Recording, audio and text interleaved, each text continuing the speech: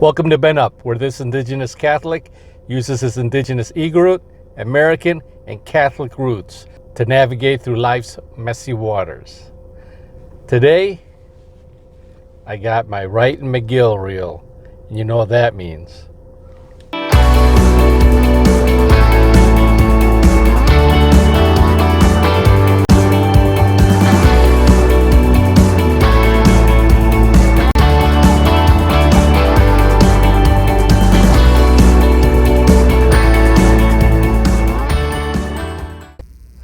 Today I am one happy camper.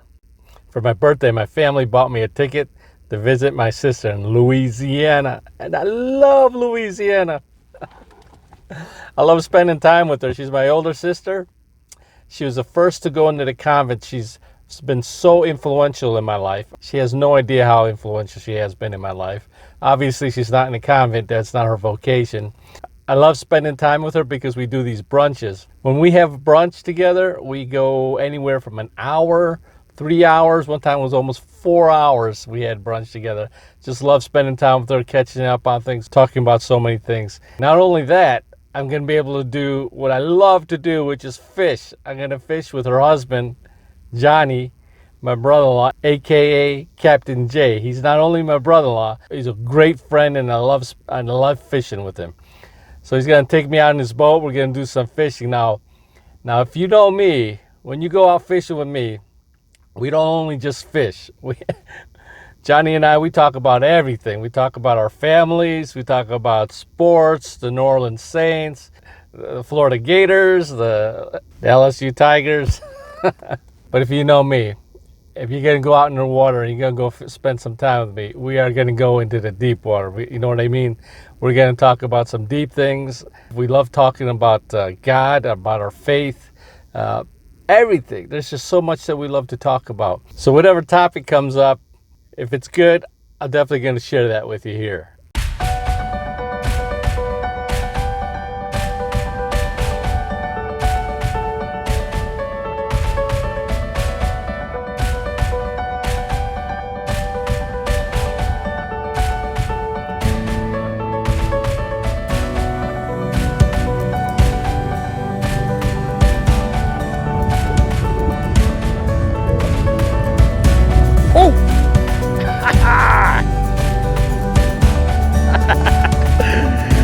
Yeah, baby.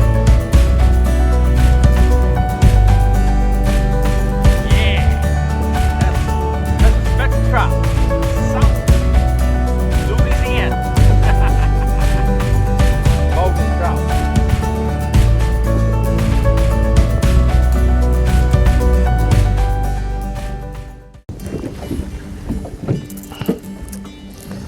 It's a beautiful day out here, man.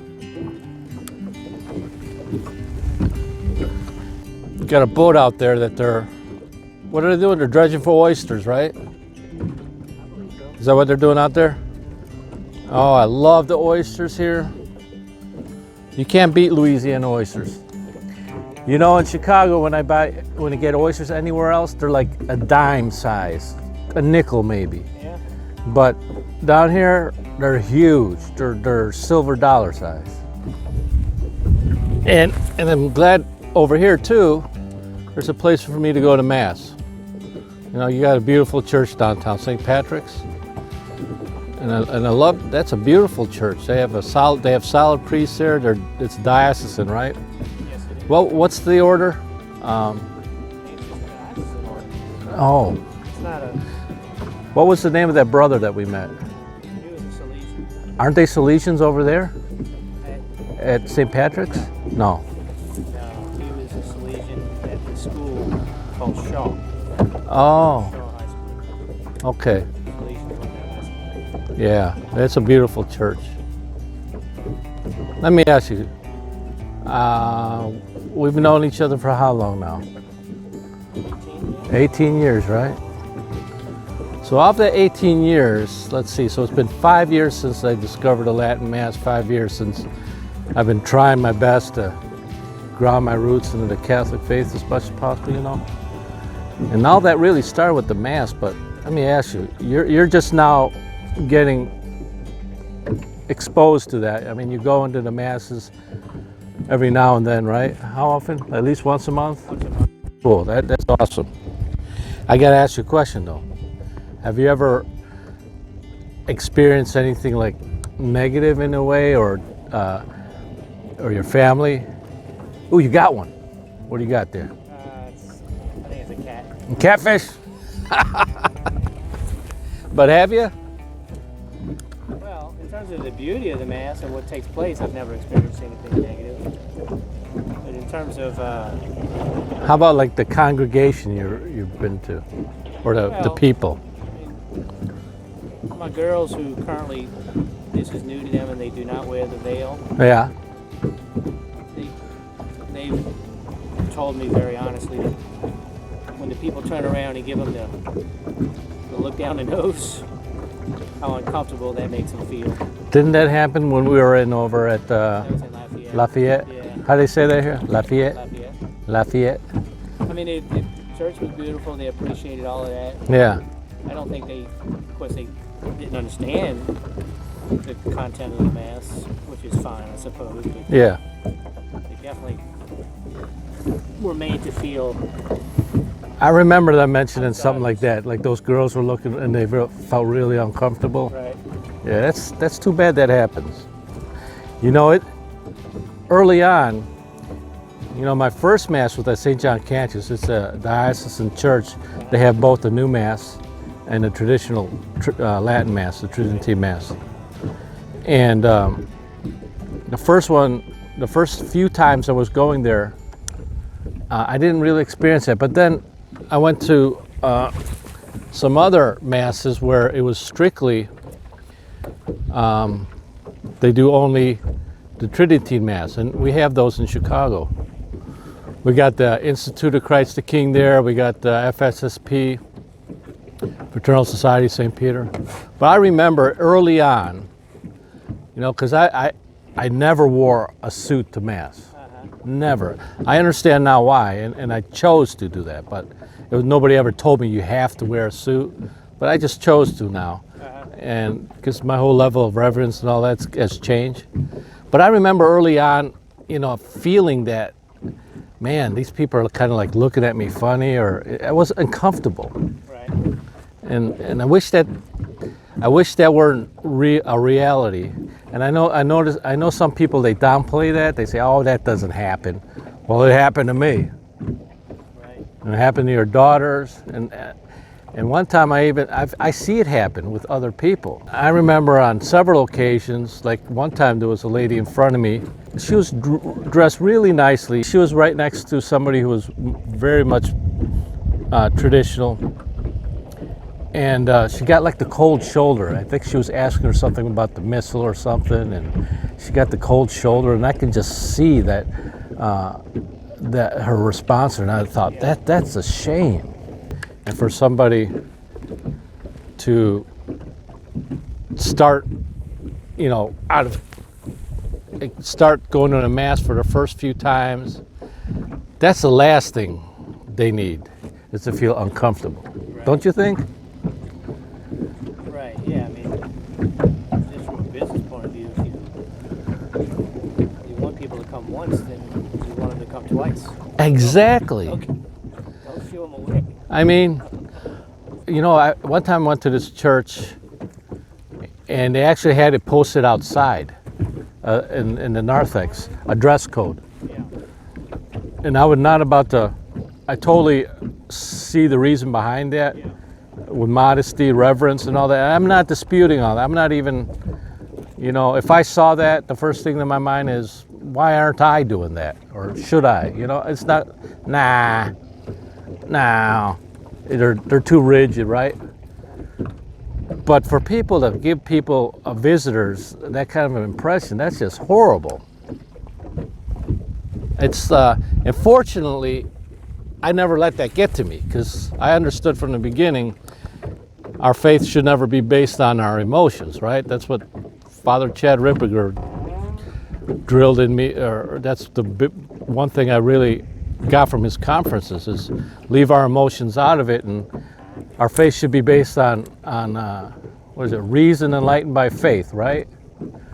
And so I've gone by that. So really, it's like, who cares what people think about me and what I do, because I'm going there to go to Mass, to partake in the holy sacrifice of the Mass. That's the most important thing, and then do it as reverently as possible. It's a sad thing that people have to experience that. Right. Yeah, we'll continue to go to the Latin Mass. We'll fit it in. Obviously, it's not our normal routine, but, and I do hope that eventually my girls will wear the veil, whether it's the Mass we go now to or the Latin Mass. I'm just not at the point where I want to push them on that just yet. Hopefully they'll continue to see the beauty of it. I get that. To do it. I get that. See, my girls are already adults. One's already living on her own. She's already graduating from college. One's finishing college. And I never told them they had to wear the veil. And at the very beginning, they never did wear the veil. I don't know what happened. Maybe they realized the reverence behind it, but I'm thankful that they wear the veil. Whether they did or not, of course I'm happy. But let's say today they still don't. Well, maybe I would ask why, Sure. and maybe I would probably ask. But as adults, they're not like kids where I can. I mean, for 20-something years, we've been doing the new Mass and this whole traditional, and I can't stand the word traditional. It's just Catholic, It's like there's just so many. It's just turned into like a plethora of different varieties of Catholicism. I wear a suit, but I do it by choice. I'm not doing it because I'm not going to go out and buy a pleated sports coat and wear a big pictorial cross on the outside. And I don't see anything wrong with that. I don't, when I see that, I think more power to that person. How are we supposed to get people going to the Latin Mass if we're scaring them away? So for all you out there, if you're a regular at whatever church you're going to, if you're going to the Tridentine Mass and you get somebody that comes in and obviously they're checking it out for the first time, or they're new and they don't know anything about the missal and what's going on, hey man, welcome them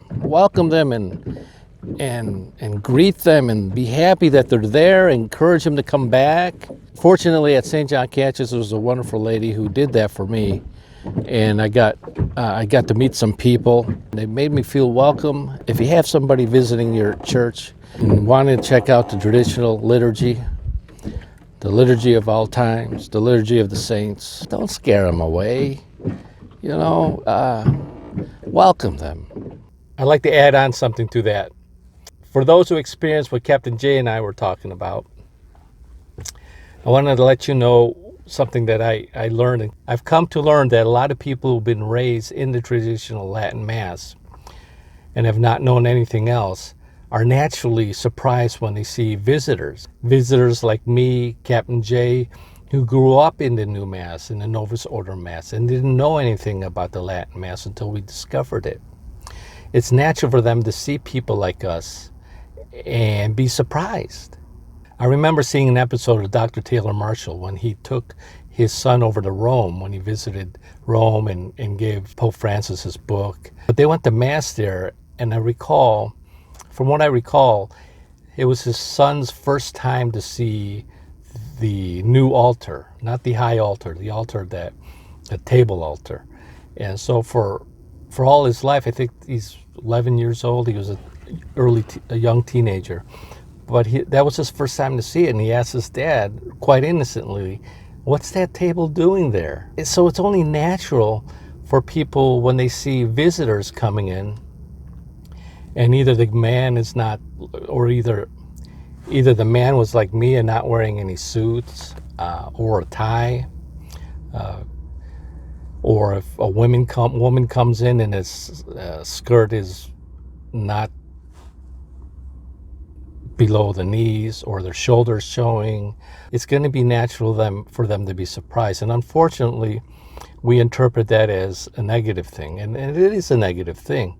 But I would encourage, for those who experience that, rather than judge them for judging you, judge the situation for what it is. Realize that there are people who were raised with a high level of reverence, a high level of modesty.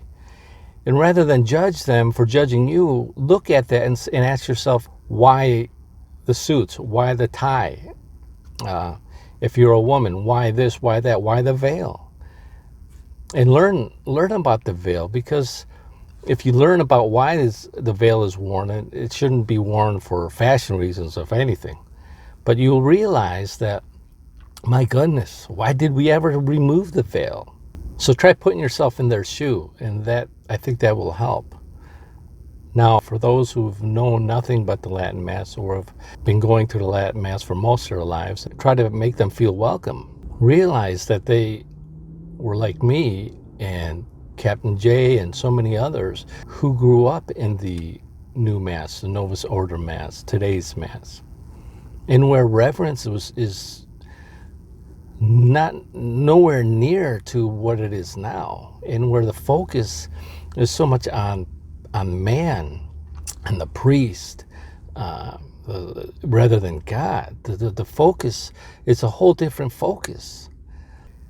Interestingly enough, I came across an article by Dorothy Cummings McLean of LifeSite News. She did this article on her blog. It was wonderful. It was titled "A Laywoman's Guide to Thriving in a Latin Mass," I think. And I'll put a link down there. But in that blog, she talks about how the Latin Mass is about reverent worship of God and not the community. She really touches on some really good points about how people at the Latin Mass, or the Latin Mass, encourages people to focus on reverent worship and not so much the community, not so much about making friends. And she even talks about modesty, the definition of modesty being different in different places with the Latin Mass. I didn't know, I learned something new in that article, that I think it's in France where majority of women wore pants there. So it's interesting to see how modesty is defined differently in different parts of the world. It's a great article. I encourage you to read it, because people from both sides of the spectrum, the new people discovering the Latin Mass, and the people who've been in the Latin Mass forever, it'll help people see two sides of the coin. And that's the thing. We need to have both sides of that coin uniting. We need people. We need more people coming and discovering the authentic traditional Latin Mass, the liturgy. And we need more people who have been exposed to that for most of their lives, or all of their lives, to help people and welcome people into it. Because, with all this garbage, with all the confusion happening in the church, with so many people in the church embracing what the church has fought against for so long, things like socialism, Freemasonry, communism, with so many of these things now happening these days, with the paganism that just happened over at the synod, with all this confusion and should I say diabolic things happening in the church. Remember, it was Pope Paul VI who said at the closing of Vatican II that the smoke of Satan has entered the church. So with all these things happening in the church today, we need the increase of authentic Catholicism to take root again in society. So hopefully the traditional Latin Mass will continue to grow, God willing. We need to unite. We need a return to authentic, traditional, Orthodox, Catholicism. We need that. If you like this video, hit like. Don't forget to subscribe, hit the bell to get notifications, and meanwhile, engage in life's spiritual battles, make a Catholic difference. In other words, be like St. Benedict and BenUp.